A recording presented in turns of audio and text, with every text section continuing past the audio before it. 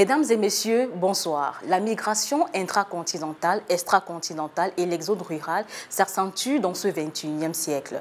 Les causes sont multiples et multiformes. Elles sont d'ordre économique, politique, éducationnel, institutionnel, volontaire et bien d'autres. Selon un rapport de l'ONG Les Amis étrangers du Togo, 84% de l'économie mondiale sont détenus par les G20 et 16% sont répartis dans les 175 autres pays du monde. Malgré les progrès économiques réalisés dans tous les autres régions du monde en 2016, les pays de l'Afrique subsaharienne et de l'Asie du Sud demeurent sous le seuil de la pauvreté. Parlant toujours de migration, le Canada est l'une des destinations les plus prisées dernièrement par les Africains. Qu'est-ce qui explique cette ruée vers ce pays d'Amérique du Nord? Que propose le modèle canadien pour les jeunes arrivants? Comment mettre en œuvre un bon projet d'immigration pour le Canada?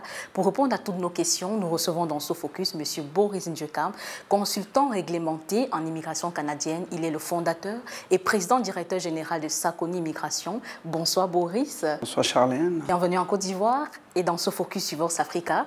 Alors on va aller dans le vif du sujet. Qui est Boris Ndiokam? Quel est votre parcours et qu'est-ce qu'un consultant réglementé en immigration canadienne? Pourquoi l'expression réglementé? Merci pour la question Charlène. Boris Christian Ndiokam est un citoyen canadien natif du Cameroun où j'ai fait mes études universitaires jusqu'à débuter un doctorat en physique que j'ai abandonné pour aller faire de la physique médicale clinique en France, dont je suis physicien médical clinique en cancérologie.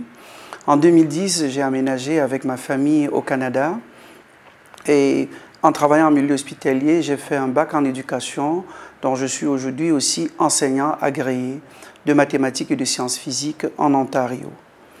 Donc, je suis passionné des procédures et donc cette passion m'a conduit à m'inscrire pour faire la formation de consultant accrédité en immigration canadienne au collège Herzing de Toronto, où après avoir fini, j'ai réussi d'un seul coup l'examen d'accès à la pratique.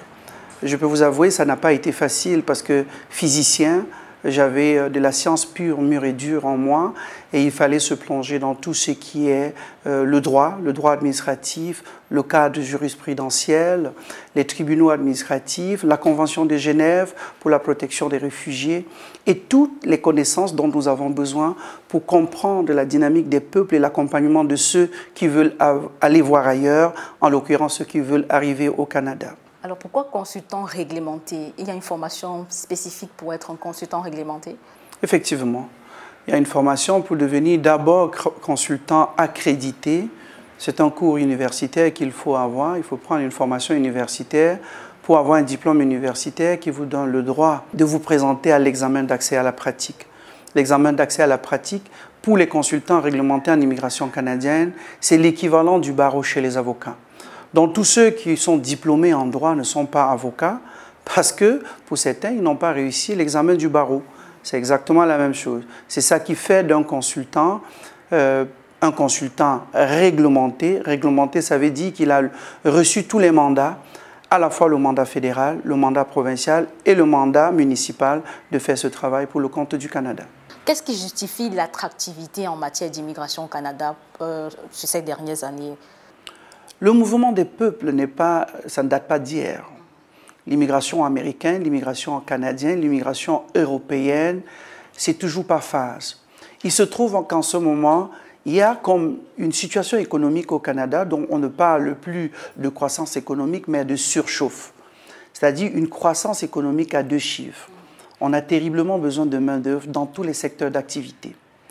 Encore plus, l'Eldorado canadien aujourd'hui n'est connu que hier par les Africains. Vous allez voir que la première immigration sur le sol canadien est chinoise et indienne. D'accord?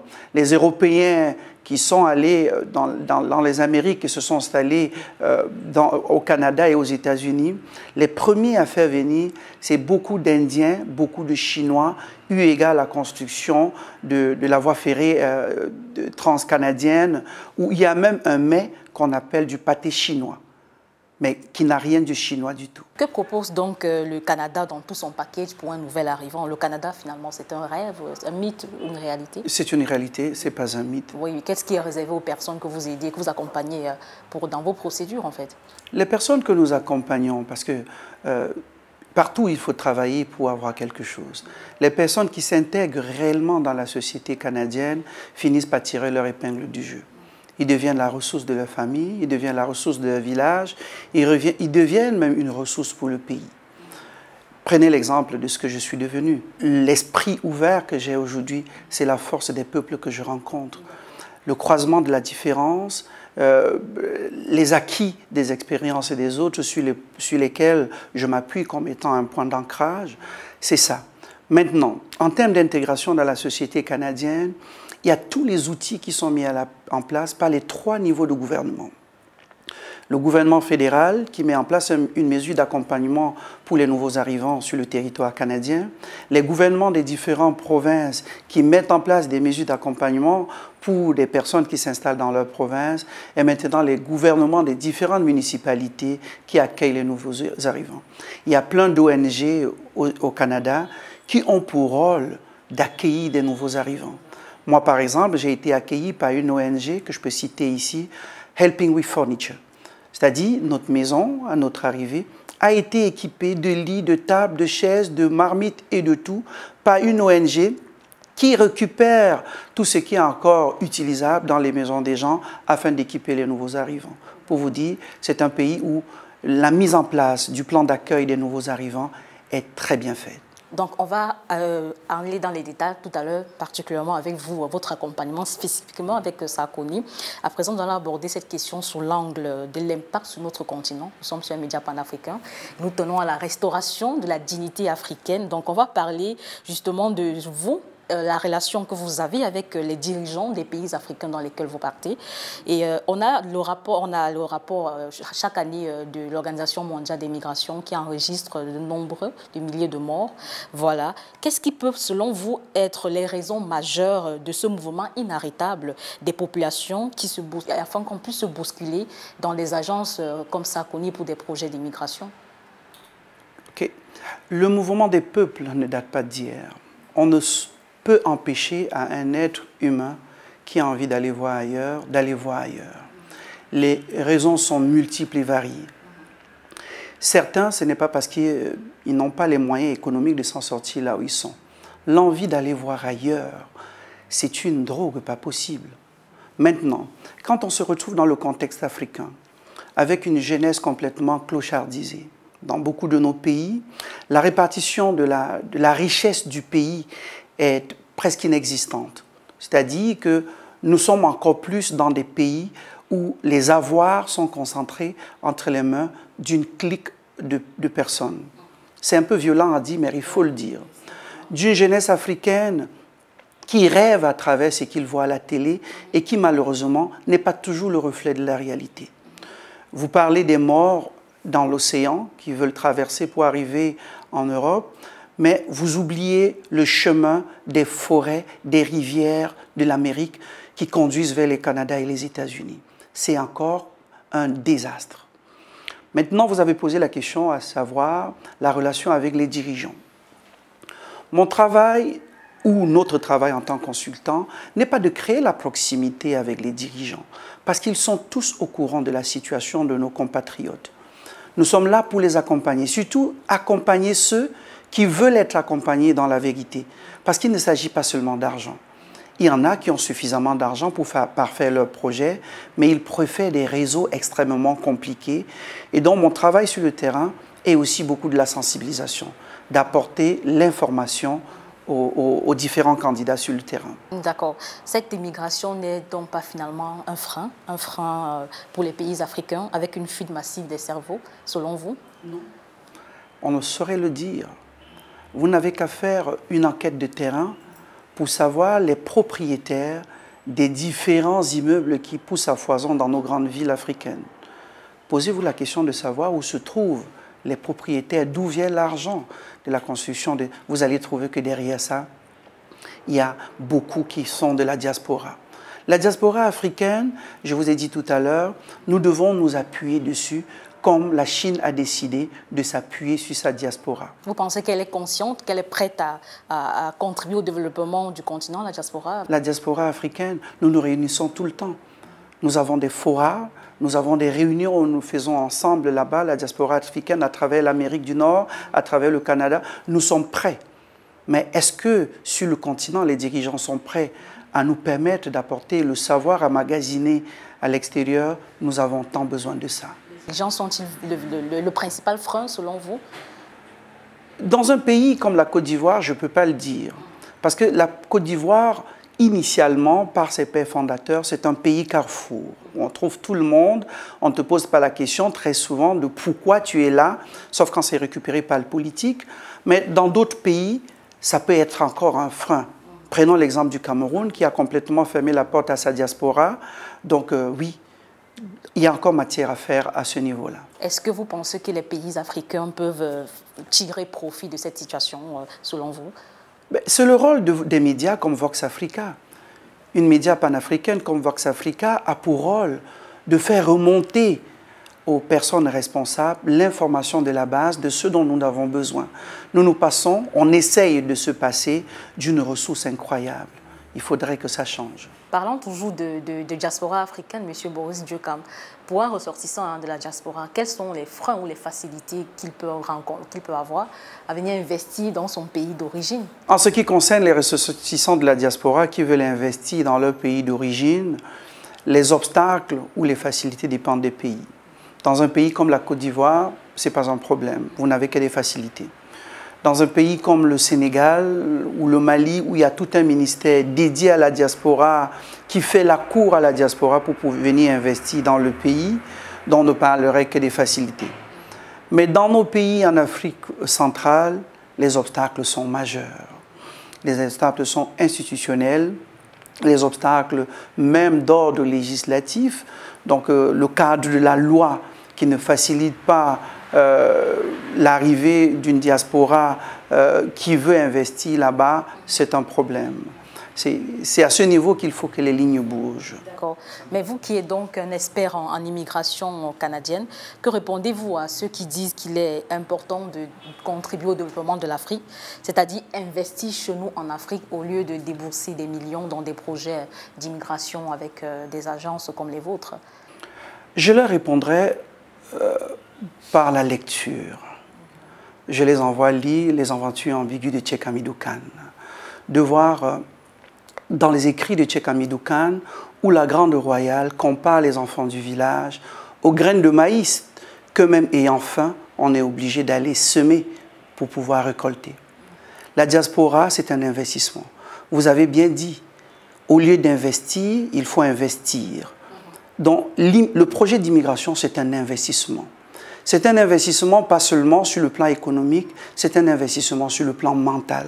C'est un investissement sur le plan de la connaissance. Parce que je vous ai dit, un enfant qui ne connaît que son village ne connaît que les couleurs des mangues et des avocats de son village. Il ne s'imagine pas que dans d'autres contrées, on peut avoir quelque chose de différent. L'esprit pluriel de nos enfants de la diaspora est ce qui va nous apporter la force dont nous avons besoin pour reprendre le flambeau qu'avaient nos ancêtres. Parce que pour ceux qui lisent, je les renvoie encore à la littérature, le problème de l'Afrique a été à un certain moment de te fermer à la compréhension de ce qui se passe ailleurs et de se préparer à contrer ces gens-là. La diaspora africaine. Et pour le cadre des investissements, on les appelle pas seulement à investir dans leur pays d'origine. L'Afrique nous appartient tous. L'Afrique noire, c'est l'Afrique qui appartient non pas seulement aux Africains nés en Afrique, mais à toute la diaspora africaine, antillaise et tout, qui se sentent des enfants de l'Afrique. Parlons à présent avec vous des avantages à envoyer les enfants faire des études au Canada comparativement à l'Europe et aux États-Unis. Oui, le Canada est un pays où la formation est portée sur la valeur pratique. Donc, la pensée des curricula, c'est-à-dire des programmes cadres des formations, est axée sur la valeur pratique et le côté opérationnel de la formation. Un étudiant international qui vient faire ses études au Canada, il est d'abord plongé dans le marché du travail. Les étudiants internationaux, pendant les temps de classe, ont un temps de travail de 20 heures par semaine et un temps de travail au-delà de 20 heures. Ils pourront faire 80 heures de travail par semaine s'ils voudront à l'extérieur des temps de classe. Une autre chose, c'est qu'une fois que l'étudiant international a terminé ses études au Canada, il a la possibilité, il a le droit d'avoir ce qu'on appelle un permis de travail post-diplôme. C'est-à-dire, s'il a fait une formation de 3 ans, il aura un permis de travail de 3 ans. S'il a fait 1 an, il aura un permis de travail d'1 an. Il y a tout un circuit bien pensé de comment l'étudiant qui a terminé ses études au Canada peut aller jusqu'à avoir accès à la résidence permanente et plus tard à la citoyenneté canadienne. Ça veut dire que, si je comprends bien, il a les mêmes droits qu'un travailleur normal à temps plein? À temps plein, à l'extérieur des temps de classe, il a le droit d'un travailleur normal. Il peut travailler 80 heures par semaine s'il veut. L'école s'en va de septembre à décembre et de janvier à avril. Donc le mois de mai, juin, juillet, août sont des mois où les étudiants internationaux peuvent maximiser en termes d'avoir pour pouvoir contribuer à leur formation et aider les familles. Ce qui ne se fait pas en Europe. En Europe, parce que je sais qu'en France, par exemple, il y a le système d'alternance. Un étudiant qui travaille, qui fréquente, peut faire de l'alternance parallèlement aussi. Il faudrait que vous soyez déjà dans une formation qui est prévue en alternance. On vous parle là non pas de la formation en alternance, de droit de travail par alternance, je vous parle du travail que vous vous engagez et que vous recherchez pour pouvoir travailler et être payé. Ça, c'est différent. L'Europe semble être un continent sursaturé aujourd'hui. Parce que, rappelez-vous, nous parlons de l'immigration africaine pour le Canada, mais en Europe, quand vous ouvrez un bureau d'information sur le Canada, en 5 minutes, c'est plein. Je ne parle pas de plein d'Africains, là. Des Français blancs, des Européens qui veulent aussi immigrer au Canada. D'ailleurs, on en trouve plein là-bas sans papier par rapport aux Africains. Hein. Donc, voilà. Donc, aller voir ailleurs, développer son esprit, trouver ce qui est différent ailleurs, ce n'est pas seulement africain. Alors, avant de conclure nos échanges, j'ai une question qui me taureau de l'esprit depuis. Je ne sais pas. Vous qui êtes consultant en immigration canadienne, est-ce qu'il vous arrive de déconseiller le projet d'immigration à vos clients? Je prends l'exemple d'un couple avec 2 enfants, un monsieur qui a une vie sociale, un bon boulot, un bon contrat de travail, une belle vie, bien installée dans son pays d'origine, avec son épouse, et qui veut aller au Canada. Est-ce que pour vous, forcément, ce sont toujours des bonnes idées d'immigrer? La raison de l'immigration n'est pas toujours économique. Il faut savoir pourquoi la personne veut aller voir ailleurs. C'est très important. Je pense que l'erreur commise par beaucoup de personnes, c'est de cantonner les projets d'immigration seulement dans le cadre économique.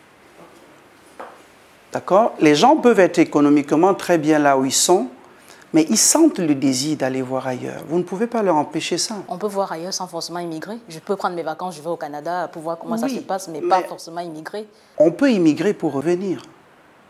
Regardez le retour d'une nouvelle diaspora vers l'Afrique aujourd'hui. Prenez le pays comme le Ghana, et j'ai un nombre de clients ghanéens. Le développement du Ghana vient d'un retour incroyable de la diaspora ghanéenne en Amérique et en Angleterre, qui ont décidé de prendre leurs avoirs et venir investir dans leur pays. Mais s'ils n'étaient jamais allés, ils ne pouvaient pas avoir ces avoirs pour venir investir dans leur pays. L'équilibre. En éducation, nous utilisons un terme qui s'appelle l'inukchuk. L'inukchuk, c'est la disposition de certaines pierres d'une certaine façon pour pouvoir établir l'équilibre total.